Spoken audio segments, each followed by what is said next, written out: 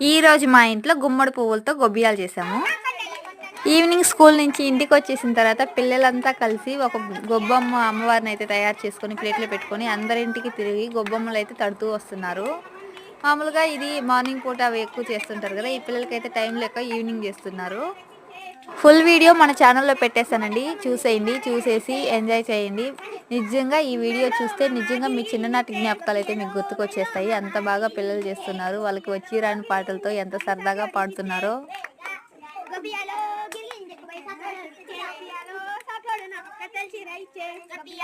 మధ్య మధ్యలో వాళ్ళైతే సిగ్గుపడిపోతున్నారు మా ఆయన చూసి. తనకి మరదళ్ళు అవుతారు వాళ్ళంతా.